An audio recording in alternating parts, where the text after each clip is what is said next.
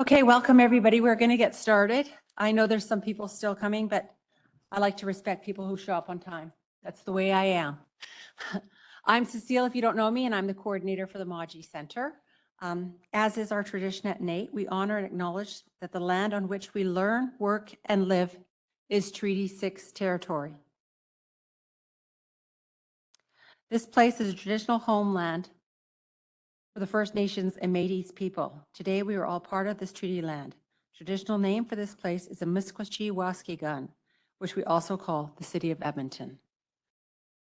It's so funny because I thought somebody was talking, but it was my computer. So I'd like to welcome everybody, and I would love to introduce you to Jonah Tetz. Jonah is a recent alum of the School of Business, and he is in operations with Startup TNT, which is a really cool organization where you can network and get involved with startups in Edmonton. And Monita Chapman, who we're so fortunate to have, she is the owner of Simply Supper and the founder of Simply Supper Cares, which takes care of the several programs, but one that's most recent is the lemonade stand program. And I'm going to not say any more so that Jonah can introduce you and talk about it. And we'll have questions after. Hello. All right. This is my first kind of event that's not virtual, so bear with me here a little bit. If I just like look at me or stare at me or point at me if I don't point the mic too close enough to my face to be heard, or yell at them virtually online to tell me to do that. So my name is Jonah, recent alumni, and we're here with Monita and Simply Supper. And I mean, we have a beautiful website up here.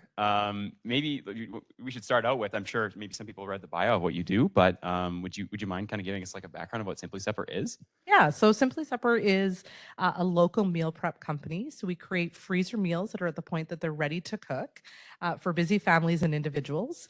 So we've been in operations for 16 years actually. This fall is 16 years. And so just like you see here, we bring in fresh ingredients. We have about 500 recipes that we rotate through, and we create these meals that people then take home, put in their freezer, and then on a night where they don't know what they're going to have for supper, such as my family tonight, we've pulled out a meal, it's defrosting, we will then follow the cooking instructions and make that meal for our family. I can definitely relate to that. You know, working with a startup right now, it definitely, you wonder where your dinner is going to come from. So exactly, everyone's got to eat. So. So I understand you are also a NATE alumni. Would you mind kind of sharing kind of like, I guess, what your program was, you know, maybe talking about what the experience was kind of like here at NATE? Yeah, so I told Cecile when I came in, both my husband and I went to NATE. He is an electrician, so he took the electrical apprentice program, and I took the marketing and management program through the business administration. So when I was starting school and kind of came out of high school, I thought I wanted to work in the hotel industry. And so this was the program that I took to kind of get my foot in the door and to figure out where I wanted to land in the hotel industry. And it was a great program for me and set me up in my career as I started in the hotels and hospitality industry. And yeah, I loved it. My husband, I was saying it looks so different here now, but my husband was kind of over by the Boston Pizza in the traffic circle, and I was in the tower, and we both went here at the same time. Wow, did you meet here, or was it just by chance that? No, our love started, we worked at Kmart together. So no, not at NATE. We met at Kmart when we were very young. So I just wanted to see if we could add, matchmaking to NATE's, valued services. So that's quite a transition from hospitality. I guess there's probably a lot of overlap with what you do with Simply Supper, but like, how did that transition go? So you moved from working in the hospitality industry. When did the plan change a little bit? It's those darn kids. They change everything for you. I did. So my father actually is in the hotel industry and still is my whole life. So that was where my love for the hotels came. I had been in the hotels, gosh, when our house was being built, we lived in a hotel for 7 months. So I had been in the hotels for a long time. So I started that career there. And I worked in the catering office at the Delta Hotels downtown.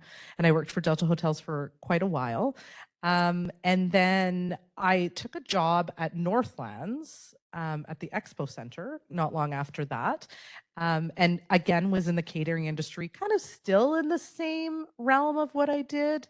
But you realize quite quickly when you have kids that you just can't do that night work anymore. And so after I had my second daughter, I made the decision that that wasn't for our family anymore, and that I was kind of looking for something else. And so entrepreneurship was what I was looking for, and this opportunity with Simply Supper fell on my lap. So we definitely stepped forward with it.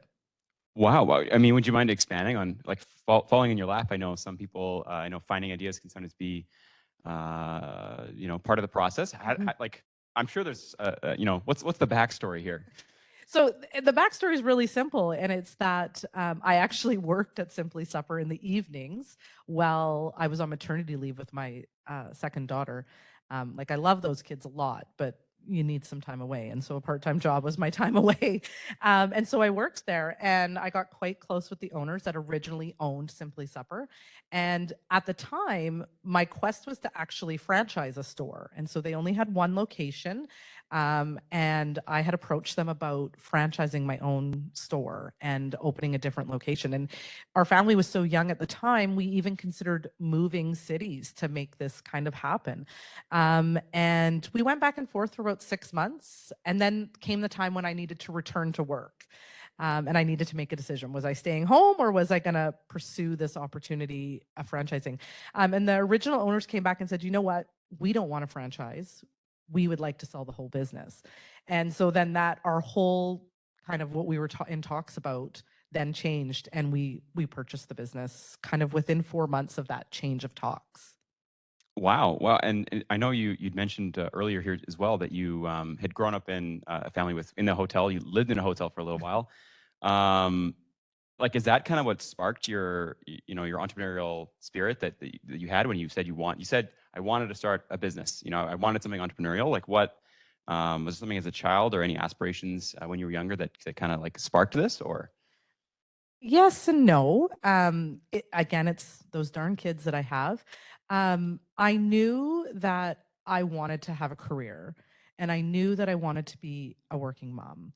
But I also have a very strong desire to be a stay-at-home mom. So it's kind of pulled me in two directions. So I had this very naive thought with two children that if I owned my own business, I could be a stay-at-home mom at the same time. I just want to let you guys all know that is not true. It's not true. And so that was actually, my dad was always an entrepreneur. My mom was an entrepreneur. So I knew what I was getting into, but in the same token, I really thought that, I was going to have a team. They were going to run it during the day. I was going to go work a couple nights a week. I was going to stay home with the kids and do play dates. It was going to be fabulous. I was going to do the laundry. That is not what happened at all. That first year was a gong show. But I had this, and I still have this very strong desire to be a stay-at-home, full-time working mom, and that's what I call myself. And so that was why I went into entrepreneurship. That's really cool. And I guess, our audience here, we have we have students. I guess kind of switching gears a little bit between, talking about school, talking about entrepreneurship. Like, in terms of your time in school, was there anything you would redo differently, or any words of advice for any people who might be, thinking about entrepreneurship, thinking about kind of opportunities around that, speaking to kind of your experience? I know being a mom is definitely a factor for you, but for others as well, what are your thoughts on that? Looking back on my time at NAIT, I actually go back on a lot of what I did at NAIT often. Just recently, I had to write another business plan, and I pulled out this original business plan that I wrote.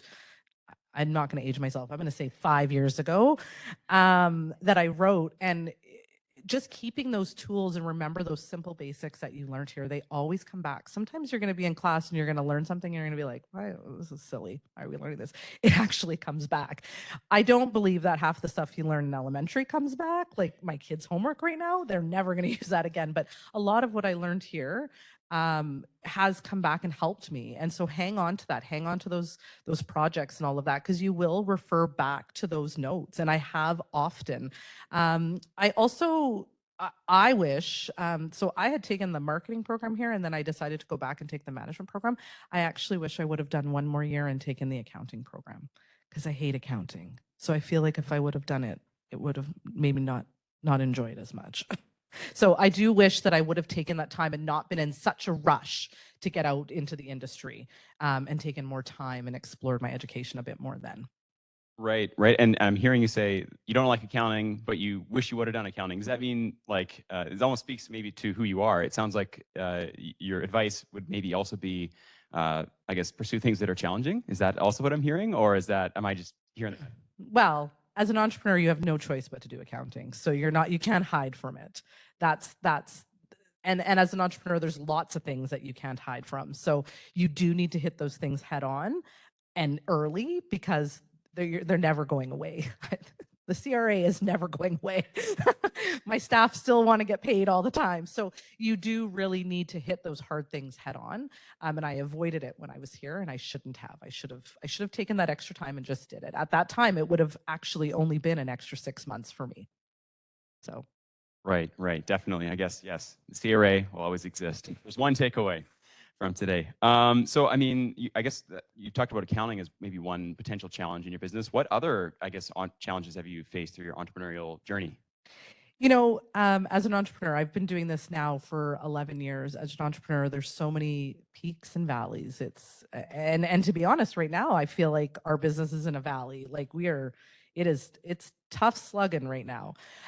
So it's been interesting to see the different challenges we've had over the years. Obviously, COVID it's like the glaring one, and that you're going to hear from everybody in the next little while.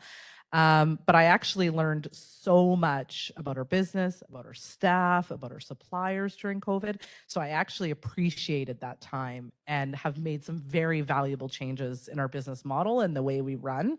But you know, nobody kind of I didn't realize some of the staffing challenges we'd have and the relationships you'd build.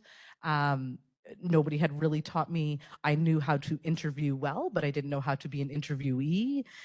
So there's just been like the staffing challenges have been very interesting. Dealing with the CRA has been very interesting. And then just building relationships with suppliers that really can make or break your business. Those are important things as well. So those have been the biggest challenges we've had. The other thing is see this beautiful website behind you? Very beautiful. Behind us here? Yeah. That has probably been my biggest challenge through our entire time owning this business and being an entrepreneur. That can make or break you. You have to have good technology. You have to have good people on your team running it. You have to understand it. You cannot hire somebody and have them just run it for you. You need to know what's going on and you need to know how to change it. So, so technology has been very challenging, and it moves very quickly, and you have to stay on top of it, or you're digging yourself out of a hole after. Absolutely, absolutely. It sounds like you talked a lot about a lot of very tangible things that are that have been challenges. I wonder if maybe for some students here as well, like if we could maybe even go back a little bit to, I guess, some of the broad strokes of like transitioning into that, you know, from a potential franchise to moving into like being the owner of Simply Supper. Is there any like challenges like in that like transition period as you were? I mean. Was this your first business, by the way? I haven't asked. Well, I had a little business when I sold bracelets when I was in elementary, and it was very successful. I'm sure they were very, very beautiful. They were. I still have some.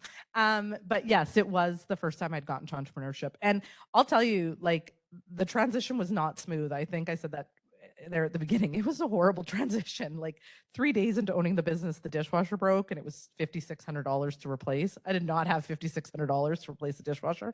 And you might not know this, but in a food-based business, you were not allowed to be open without a dishwasher. So, so that was very challenging.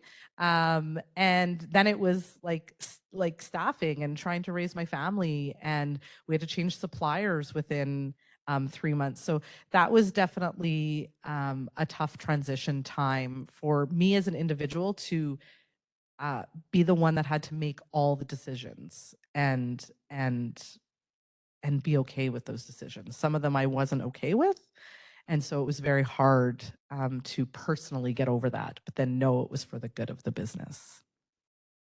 I mean, do you have any strategies that you thought that really helped you get over those hurdles? Like about thinking about like these challenges, these decisions you needed to make.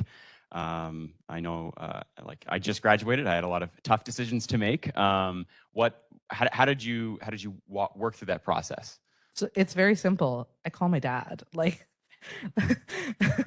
and you guys are like, you giggle about that, but when COVID hit and I wrote a letter to our customers about what was happening to our business at that time, I literally started the letter with, "Today I called my dad," and that's what I did. And just know who you can turn to for help and for advice. And so that was my biggest strategy at that time. And my dad let me fail. He did. He's like, "Yeah, I told you to check the equipment before you bought that business, and I didn't." And guess he didn't help me buy the dishwasher. I just want to let you guys know. And so I call my dad. He gives me the advice. He understands me. He understands business. And he understands kind of sometimes the logic that I have when I'm thinking things out. The other thing is I never make a decision on the fly. Although you do have to make decisions on the fly as an entrepreneur. It's one of like your biggest assets. But I never make big decisions on the fly. And we have a set of rules. So anything like I have like price points, like anything over $5,000, I have to wait a week to think about anything. And so I've kind of set those kind of rules for myself, and it allows me to take the time to think out decisions and really make thoughtful purchases and decisions and changes within our organization. So when the traveling salesperson comes and tries to pressure sale you into buying a new pressure cooker, you're not, or I guess you don't cook the food, but you're not gonna crack. No, but I always give them a shot. And so interesting story about that is we use a lot of labels in our business. It's a big thing. And one time I could tell this young gentleman called me. He was new to cold calling sales, and I gave him a shot. And you know what? 6 months later, I made his biggest purchase he's ever had because I gave him a shot. So I give everybody a shot. I like to hear what they have to say, but no, I'm never gonna. Took him 6 months to get the sale from me. So persistence is the key.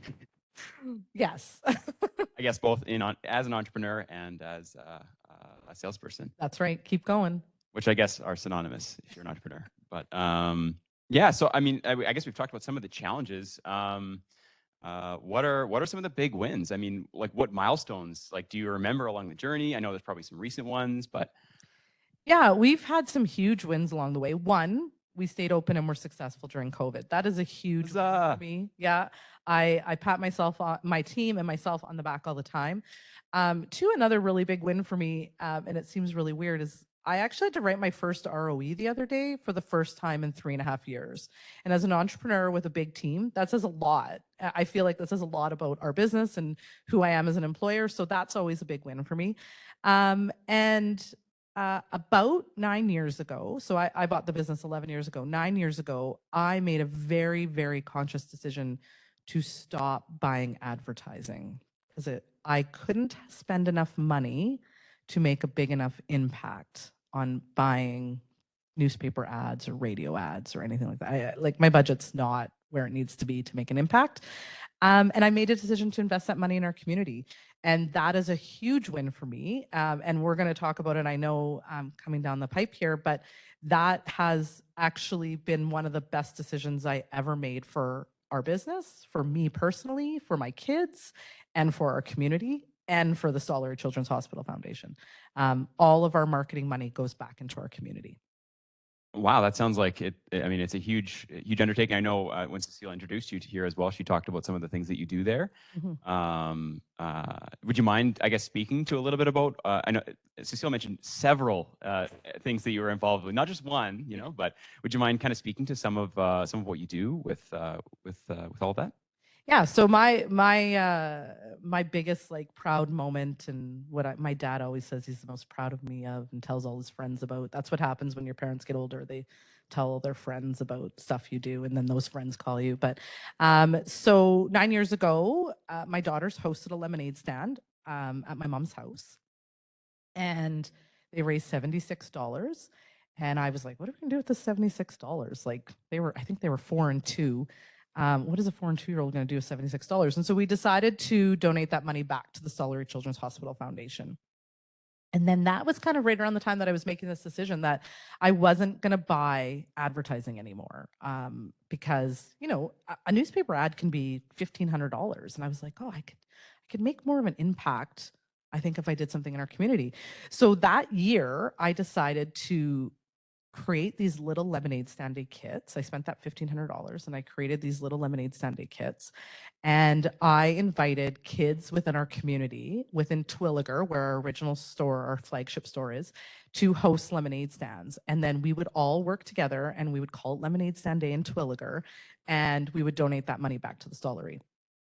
Well, my mind was blown. We raised $4,000 that year. And I was like, I just turned $1,500 invested in our community into $4,000 for the hospital. And I got 30 new customers. And so I was like, holy cow, this is awesome. Okay, let's do this again next year. And so we expanded it a bit and we got it kind of outside of Twilliger, and we kind of did all of Southwest Edmonton. And that next year we had 70 stands, and we raised just over $20,000. And then that's where the momentum has come. And for anybody who knows, 3 weekends ago, if you didn't know, I forgive you, but you'll know for next year. Sunday, August 28th was Lemonade Stand Day. It was declared in Edmonton by the mayor, and it was declared in St. Albert by the mayor as well. It was declared Lemonade Stand Day. We had 422 stands running. We had 1,375 kids participating, and we raised $355,000 for the Stollery Children's Hospital Foundation. Wow. Thank you. And so over the 9 years that we've run this program, we've now donated back $1.6 million back to the hospital. Wow. And so, yeah, thank you very much. It's one of my proudest things that I'm the most proud about. And I love what our business is able to create in our community. And I also love that, okay, now, yes, it's a great marketing tool, but that's not what it's about anymore. Now it's about giving back to our community. And I love that we've created that.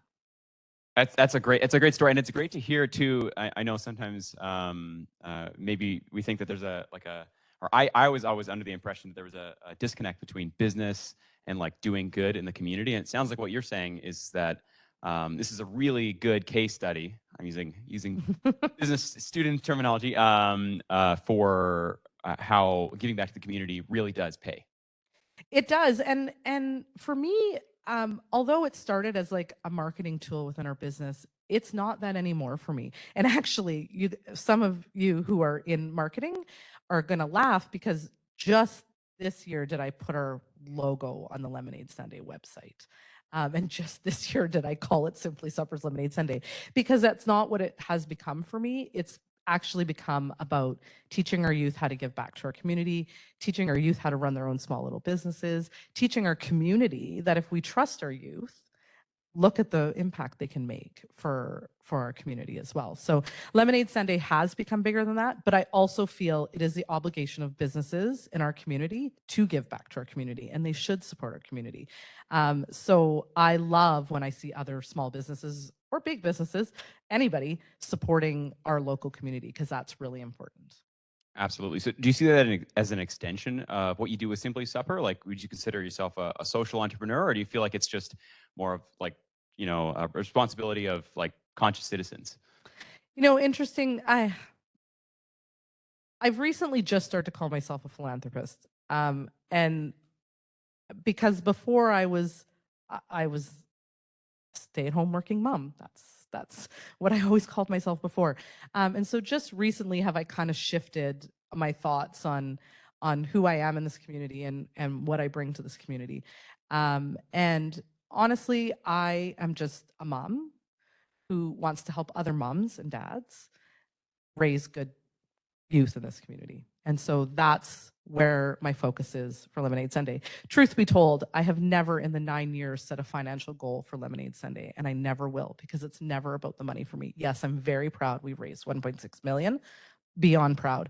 But I actually get more excited about 1,375 kids participating in this event. That's more exciting for me. So That's amazing. That's amazing, and it's, I guess, also amazing that it doesn't come down to the dollars and cents either. It's it really does all come back to the kids, those darn kids. I know they never go away either. Just I think mine will live at home forever. Well, I guess that's probably a testament to. Anyway, I guess I mean, well, with yourself. So with the lemonade or with Simply Supper, what's next? What's on the horizon? What? Well, I'm really tired right now because Lemonade Sunday just finished. But I get asked that often. What's next? And what's next? And I just want to tell people that it's okay to not have a next. And for us, it's just to keep going and to run our business the way I'm running it, to continue to be the best mom that I can be, to be the best employer I can be. Obviously, next year's Lemonade Sunday's 10th year, and I'm all about go big or go home. But for the next little while, it's just to be, and I'm very okay with that. And I want you guys to know that that is okay as well. You don't always have to be striving and trying to achieve the next. Sometimes it's just okay to be. Yeah. Absolutely. That's you kind of like turn the question back on me a little bit there, and I appreciate it because I think that, yeah, I'm guilty of that. So we all I'm are taking something away from this too. So. Yeah. And listen, we all are. And then the first time in 11 years, and I'm not going to tell you guys how old I am, but for the first time since I went to Nate, this is the first time that I'm okay with not striving for the next and just kind of enjoying what we've created and enjoying what we're doing. And it's taken me a long time to get there. So I really want people to know that it's okay to like pause every once in a while and just enjoy where you're at and enjoy what you're doing, because sometimes I feel like our society is about being on a ladder and constantly climbing the ladder. And you don't need to always do that.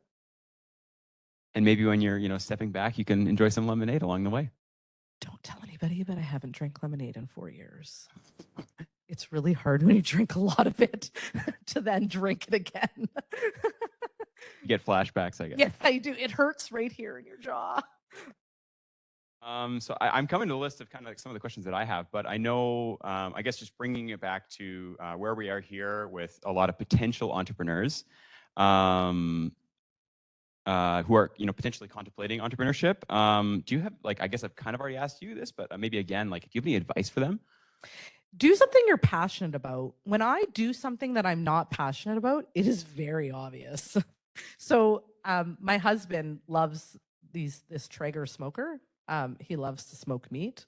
It's great. I love it too. But he's very passionate about it. And he really wanted me to create ready to smoke kits at Simply Supper. He really wanted that. And so I did it to appease my husband. I did it. And you know why they didn't sell well? Because I'm not passionate about it. I just like to eat the food. I don't like to get to the food, right? So on the smoker specifically. So do something you're passionate about and stay in your lane. This seems really crazy, but when Simply Supper kind of tries to do something off, we make mistakes. And you don't always have to go out of your lane or kind of outside of your window of what your business does. So just stay focused on that. Do really good at that. And then after the fact, if you think that you want to grow and expand, then do that after. But when you're kind of growing and you're getting up there, just stay in your lane and just figure out what you're good at and do it well. Absolutely. I mean, do you have any, like, I guess this is kind of along the same vein, but any key lessons like related to that, or? Yeah, the ready to smoke kit is an absolute key lesson for it. Also, I love flowers, and actually at one point I wanted to own a flower shop. That wasn't for me. I tried, and guess what, guys? It was an absolute fail. It was horrible, and nobody bought flowers from me. So those are kind of, you're gonna fail though. That's important, and to take the failures and learn from the failures. And so I learned from that failure of the flower shop, and you just need to take it and learn from it and move on.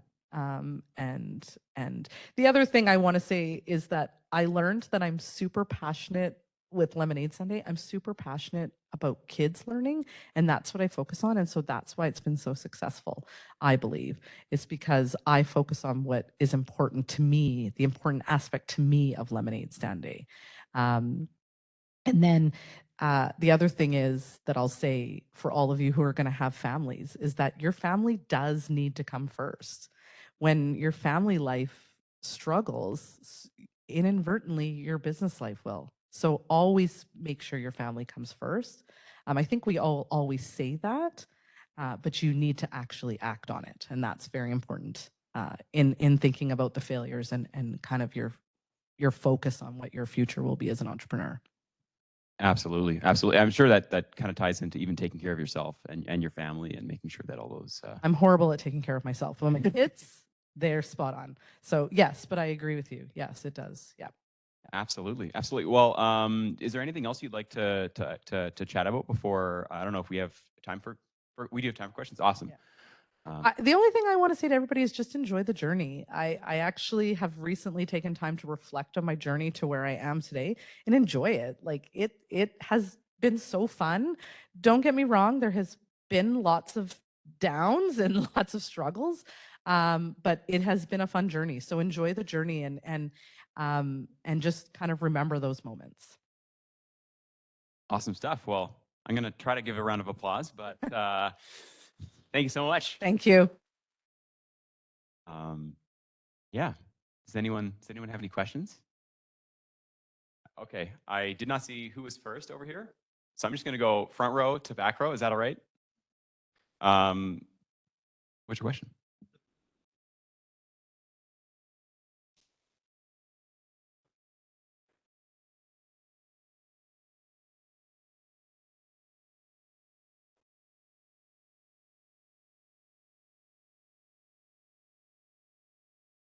So I still don't like accounting.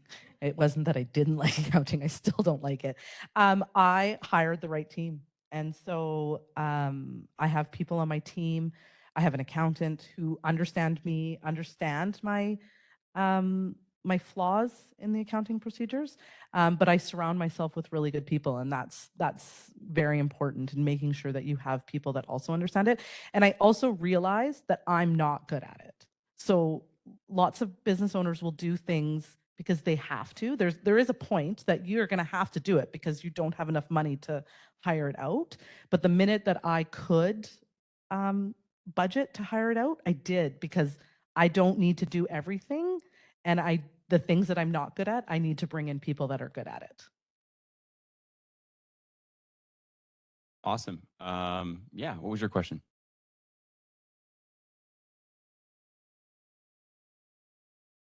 Mm-hmm.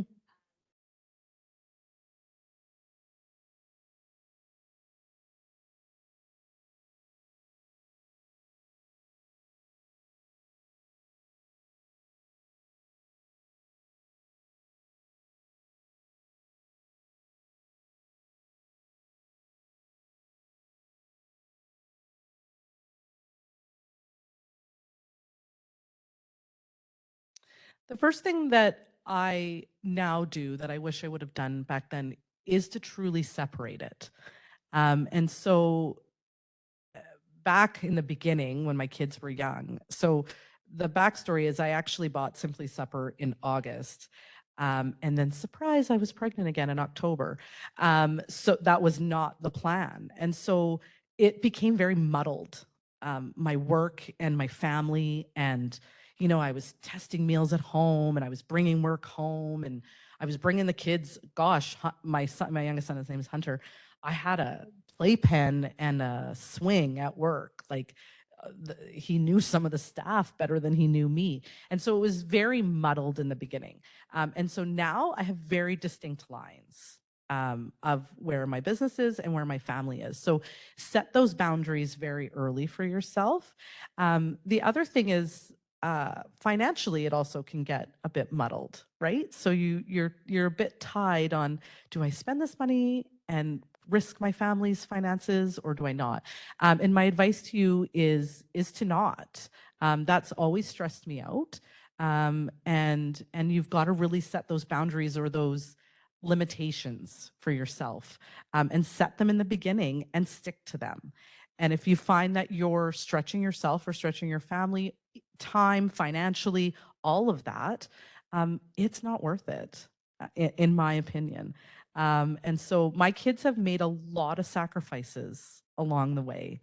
And they're grateful for it. They've learned, my kids are amazing kids and they've learned a lot, but that's not fair to them either. Right. So that's always, I wish I would have gone back and really set those boundaries for myself as a mom and a business owner. That's awesome. And it sounds like boundaries in general just are probably good to set boundaries of what you're comfortable with. For sure, you have to do that as a young entrepreneur. Like I said, it gets very muddled in the beginning because it's your sole focus, right? You're so motivated, and you should be. But in the same token, here I am 11 years later, and I still have both a family and a business, but my kids understand more, and they remember, right? They remember. Now, am I proud that how old is she? Hold on, 14. My 14-year-old, I had to really think about that. My 14-year-old runs her own business and has fundraised for her trip to Quebec already and got it out of the way in 6 weeks.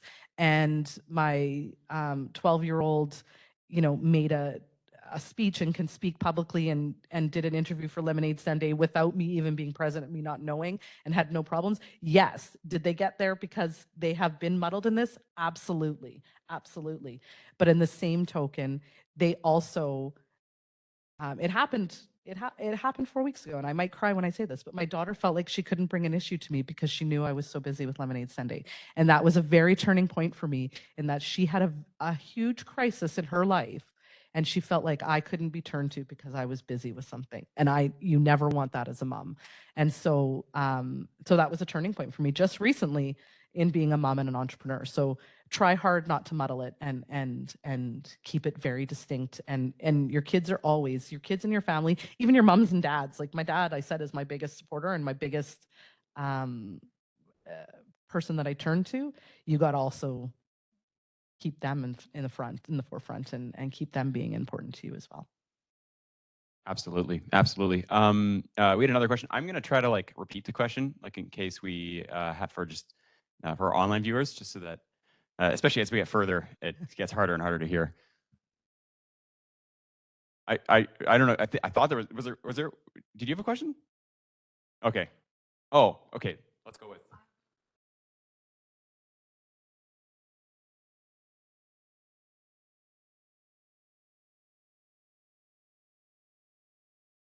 So I always say everything about Lemonade Sunday is my favorite. Like my favorite part, is kit pickup day and so on and so forth. But my absolute favorite part of Lemonade Sunday is Lemonade Sunday is, I'm the chair.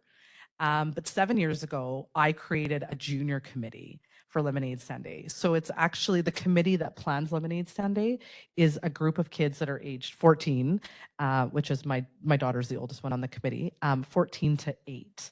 And they actually make 95% of the decisions for Lemonade Sunday. And we have committee meetings, and there's a vice president and a secretary, and one of them, we had a 9-year-old writing the agendas this year. So Lemonade Sunday is actually solely run. I'm bossed around by a bunch of committee members that are a quarter of my age. Yes. So we are always looking for volunteers, but it is fully volunteer run by kids. Yeah. Wow. Was there any other questions either online or? Oh, awesome.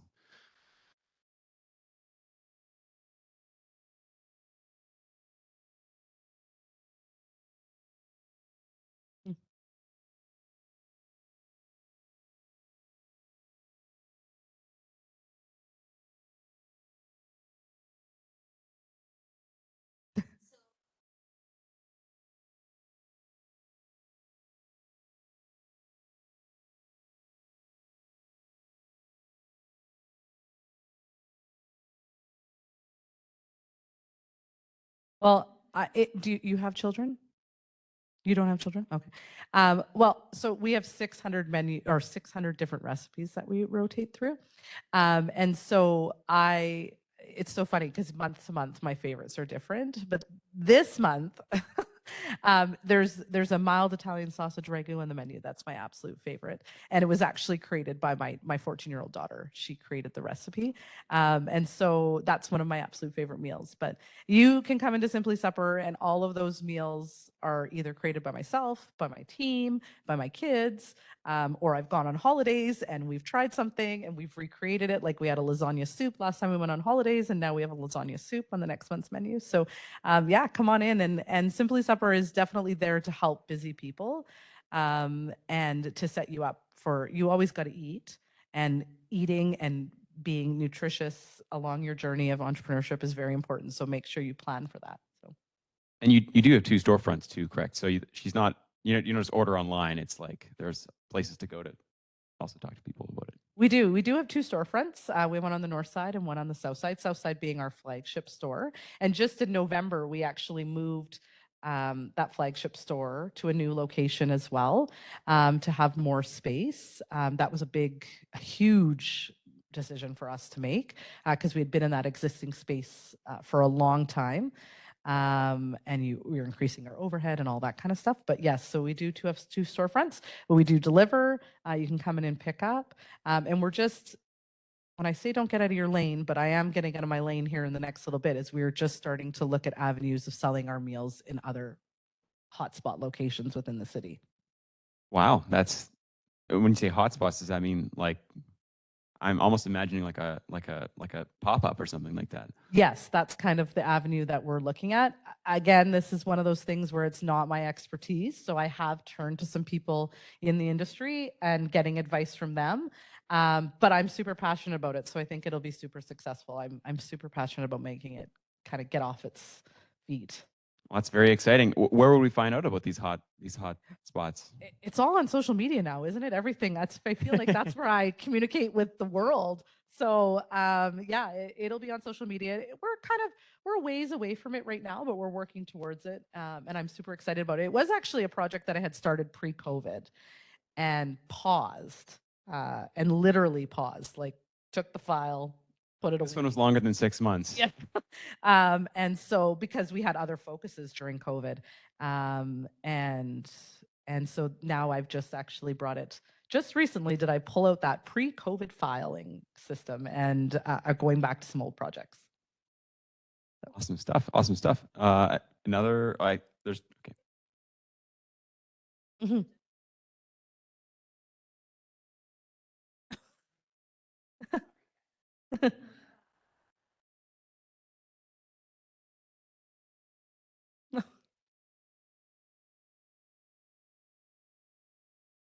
Okay, yeah.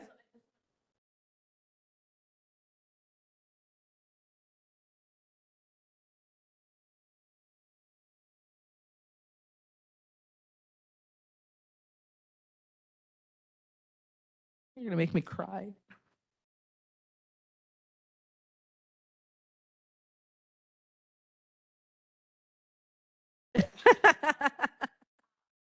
That's true mom style.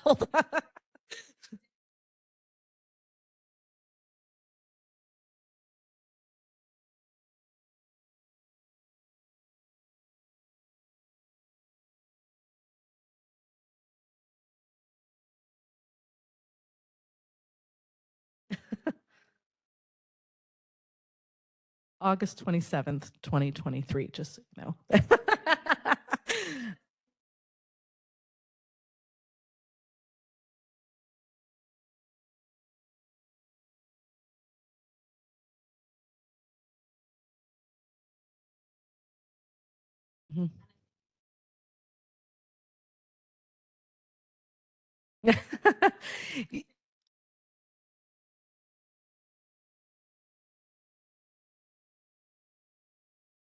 And that, you're very right. And lemonade sundae, I think my son is learning about filling your bucket at school right now. And lemonade sundae fills my bucket. And it's my hobby. Like my husband's always like, "Oh, we're gonna do this again," and I'm like, "We are. Let's go." And it is, and you're right. It's fulfilling, and do something that's fulfilling to you, and do something that makes you happy. I love running Simply Supper too. I don't ever want lemonade sundae to overshadow that. I love being an entrepreneur. I love being a boss. I'm actually leaving, and right after this, I'm taking our entire team camping, and we're closing the store down for the weekend, and we're all hitting the road. And so I love that aspect of it, but I truly love Lemonade Sunday. I love what it's created in the city. I love the passion that it gives to our youth, and our youth are our future. And they have such hard avenues of life right now, and so much happening in their lives. And this is a beam of sunshine for them. And I will say, you asked me earlier one of my proudest moments, and that is we were the only charity that ran their event during COVID in 2020. We found we didn't raise as much money. That's okay. We didn't have as many kids. That's okay. But we still did it, and we taught those kids how to do this during different times. And I'm so proud of that. And funny, you could ask me how much money we raised that year, and I have no idea, but we had 1,100 kids participate, and that was amazing. And not one had a problem with COVID after. We did it, and we did it safely, and we did everything we had to do, and we followed all the rules. So that's a very proud moment for me as well. So, but thank you very much. And no, being a mom here I am. Listen, I got grouchy teenagers, but here I am later on in life as a business owner and a mom, and they are still my favorite part of my day. So, and just know that. Yeah. That's awesome. I think I saw a hand behind as well. Yeah. Mm-hmm.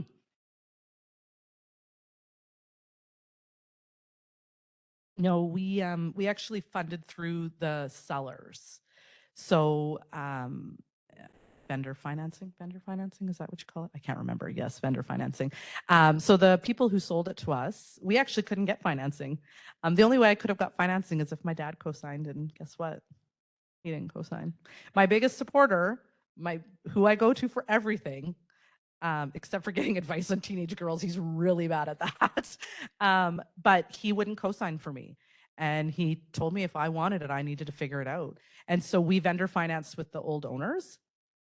That was tough because there's been times that we've now done bank financing as well, traditional financing.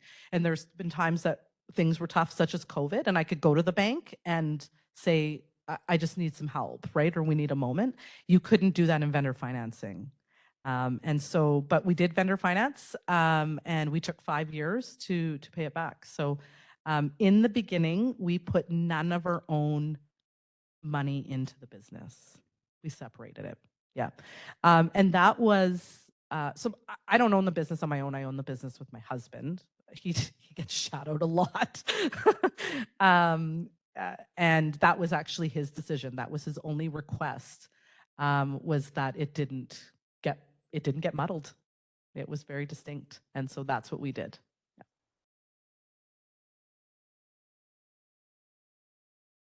I love it. I don't know if you guys, maybe I haven't told you this, but I was part of the original ATB booster program.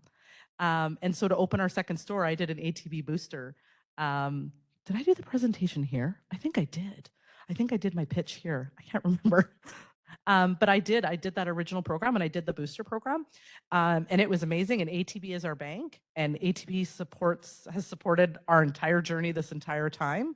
Rochelle, our banker, and me have had children at the same time. And she hosts a lemonade stand. And so they've been very supportive of our journey, our recent move, very supportive of that journey. The thing I will say about a booster program was it was a lot of work. So you think you're going into it and you're going to kind of gain some capital.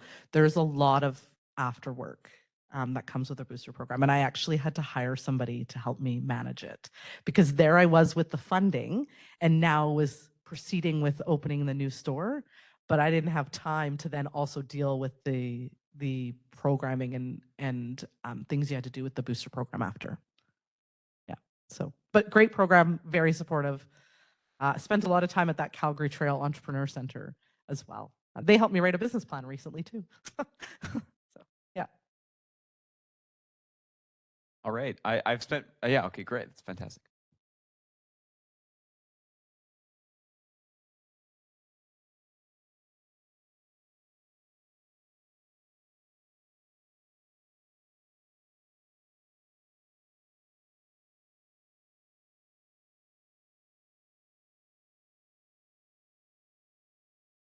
Absolutely, for sure.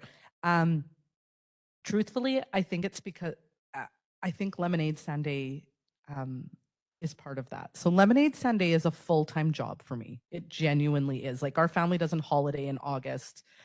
we tuck in for the whole kind of summer to run this program. And I truthfully think it's because our business is doing well. I'm paying our bills and I'm paying my staff, and but I also, there's just only so much of me, and I can't stretch myself anymore. And something else to look at is that I would have to expand our team in order to make that happen. And right now, as some of you may know, it's a very hard time to hire staff. And so I had attempted about 6 months ago and just wasn't successful. So I've just decided to pause. And the one thing I know about my journey is sometimes it's okay to pause, but it's also sometimes I'll pause and maybe in 6 months somebody will cross my path and it'll be the right time and I'll change my mind and we'll go forward with some expansion. The other thing I will say is that opening our second store wasn't all sunshine and rainbows. I thought we were going to open that store and just like double our business. And it was going to be great. And, it wasn't. It actually wasn't. So I'm also thoughtful of that, in that I know that I'm now 5 years post opening that store. It's been 5 years. And just now am I starting to be like, all right, okay, we're good. Let's do this. We can do this. So I know that if I expand and move forward, that it's not a 1-year journey or a 6 months journey. It's still a 5-year journey. And at my age, I'm only in my 20s, but at my age, I don't know if I've got that. I feel like I'm closer to retirement. Retirement? No, maybe semi-retirement. I'll probably never retire. Just so you guys know, my dad's like never going to retire either. So I'm kind of like him. But I'm at a point where I'm like, I don't know if that's what I want. So that's why I've decided to pause and just be okay with where we're at right now. Yeah, no problem. You do have to have your foot on the pedal though in the beginning. And I did for 6 years. Straight down. Got a lot of speeding tickets along the way too. Yeah. With gas prices like they are, Did we have any other questions before we wrap up? So on our website, if you go up in the top there, it says contact me. That contact me email address goes right to my phone, which I've abandoned for this, but it does go right to my phone over there. If any of you guys along your journey have questions or need advice, or I know a lot of NAIT students have projects where they need business owners, they need help, please reach out. I don't always say yes. I'll be super honest with you guys. I have 3 kids. I don't always say yes, but I always try and help people along their journey, and would be willing to help you if I have time. Awesome. So can you guys all join me in thanking Monita and Jonah for joining us today? Please remember that we have Stephen Brochu on Monday, the owner of Milk Crate, and he started the program Milk Crate Listens. And then Tuesday, Bill Caramusi with Ashif Maji. And Wednesday, Sam Jenkins, the managing partner of Punch Card Solutions, is going to talk about finding your why and how important that is with your startup. Have a great day, everyone.